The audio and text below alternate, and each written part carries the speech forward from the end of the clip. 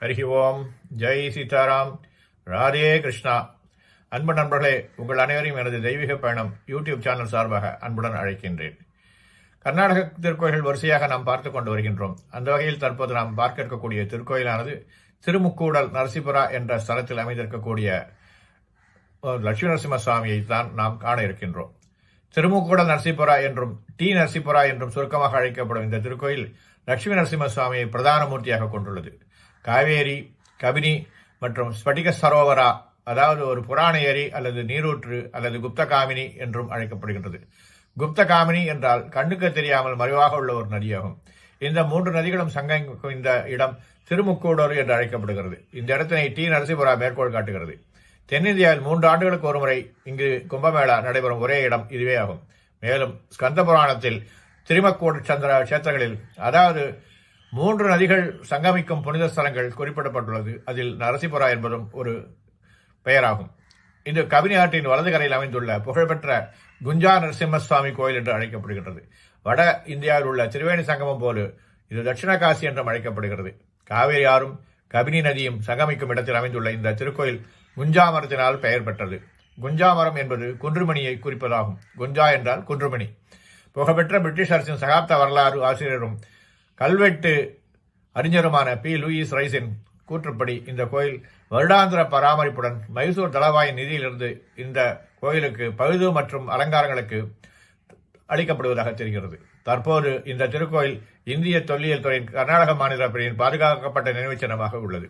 இந்த திருக்கோயிலின் தோற்றம் குறித்து பதிவு பார்க்க நேரிட்டது. இந்த திருவேணி சங்கமம் கரையில் நெடுங்காலமாக ஒரு சலவை தொழிலாளி துணி துவைத்துக் கொண்டிருந்தான் என்றும், ஒருமுறை அவனது கனவில் நரசிம்மர் தோன்றி அவனை ஒரு எறும்பு புற்றிற்கு அழைத்துச் சென்றார் என்றும் கூறப்படுகிறது. அங்கு ஒரு விக்கிரகம் இருந்ததாகவும், மறுநாள் சலவை தொழிலாளி எறும்பு புற்றிற்கு தண்ணீர் ஊற்றிய போது உள்ளே ஸ்ரீ லட்சுமி நரசிம்மரின் அழகிய விக்கிரகத்தை கண்டதாகவும் கூறப்படுகிறது.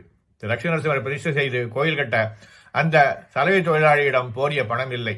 பகவான் நரசிம்மர் மீண்டும் அவனது கனவில் தோன்றி அவன் தினமும் பயன்படுத்தும் துவைக்கும் கல்லின் அடியில் ஒரு புதையல் இருக்கும் என்றும் அதனை கண்டுபிடிக்கும்படியும் அறிவுறுத்தினாராம். சலவை தொழிலாளி விரைந்து வந்து அதே இடத்தில் புதையல் இருப்பதைக் கண்டு அதை கொண்டு இந்த திருக்கோயிலை அற்புதமாக கட்டினாராம்.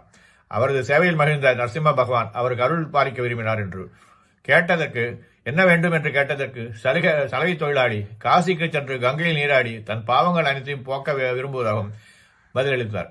அதன் பிறகு தான் மோட்சத்திற்கு தகுதி பெறுவேன் என்றும் அவர் கூறினார். காசியை தரிசிக்க வேண்டிய அவசியம் இல்லை என்றும், காசியை விட இந்த கஷேத்திரம் மிகவும் புனிதமானது என்றும் அந்த சலவை தொழிலாளரிடம் நரசிம்மர் தெரிவித்தார். அவர் ஒரு அளவுகோலை எடுத்து 2 கஷேத்திரங்களையும் ஒப்பிட்டு காண்பித்தார். இந்த கஷேத்திரம் ஒரு குலகஞ்சி, அதாவது குன்றிமணிக்கு சமமான இடையல் கனமானது. இந்த உண்மையை நிரூபிக்கும் வகையில் இன்றும் லட்சுமி நரசிம்மர் கையில் ஒரு துலாக்கோலை வைத்திருக்கின்றார்.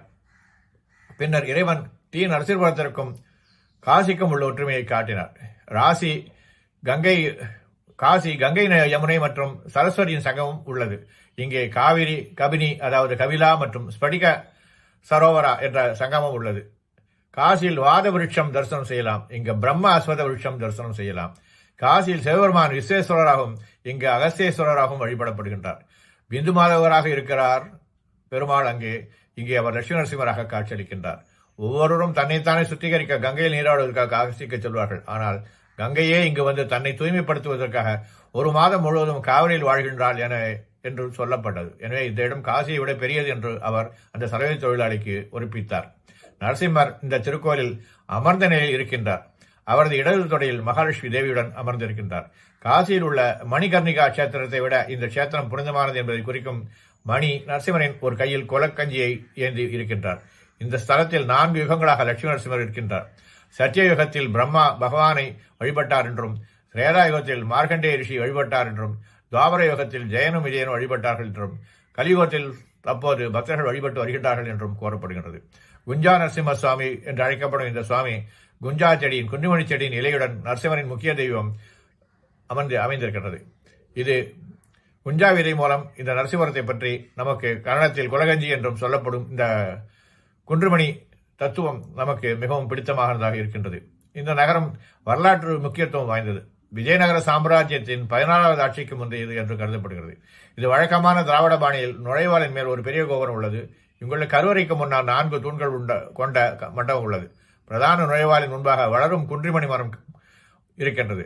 கன்னடத்தில் குலகஞ்சி குஞ்சா என்று இந்த குன்றிமணியை அழைக்கின்றார்கள். ஆங்கிலத்தில் அப்ரிஸ் பிரிகேட்டோரியஸ் என்று இதனை அழைக்கின்றார்கள். இந்த கோயிலுக்கு நரசிம்மசுவாமி குஞ்சா நரசிம்மசுவாமி கோயில் என்று பெயர் வந்தது. இங்குள்ள குன்றிமணி மரத்தின் காலத்தை கணக்கிட்டு இந்த கோயில் வாரணாசியை விட புனிதமானது என்று உள்ளூர் வாசிகள் பெருமையாக கூறுகின்றார்கள். கோயில் உள்ள சிற்பங்களில் நரசிம்மர் குன்றுமணி மரத்தின் குச்சியையும் ஒரு கையில் தண்டத்தையும் வைத்திருக்கின்றார். அரக்கனான இரண்யகசிபுவை சிற்பம் இங்கு உள்ளது. இந்த திருக்கோயில் காலை 6 மணி முதல் 1 மணி வரையிலும் பின்னர் மாலை 4 மணி முதல் இரவு 8 மணி வரையிலும் திறந்திருக்கும். இந்த தலமானது கொள்ளைகாலிலிருந்து 32 கிலோமீட்டர் தொலைவில் அமைந்திருக்கின்றது. வாருங்கள் அன்பர்களே, இந்த திருக்கோயிலை தரிசனம் செய்து தாங்களும் பெருமைப்படுவீர்களாக, பயன்பெறுவீர்களாக. நன்றி, வணக்கம். ಜಗಮೇಲೆ ಹೇ ಜಗಮೇಲೆ ಪರಮಾತ್ಮ ಎವರಿತೋ ಮೊರಲಿಡುವುದು ಓ ಜಗಮೇಲೆ ಪರಮಾತ್ಮ ಎವರಿತೋ ನೀ ಮೊರಲಿಡುವುದು ವಗಜೋಪರ್ಕು ತಾಳನು ನನ್ನೇ ತ್ಯಾಗರಾಜನೂತನಿ ನಗುಮೋ ಮೋಗನಲೇ ನೀನಾ ಜಾಲಿ ತಿಳಿಸಿ ನನ್ನು ಪ್ರೋವರಾದ ಶ್ರೀ ರಘುವರ ನೀನ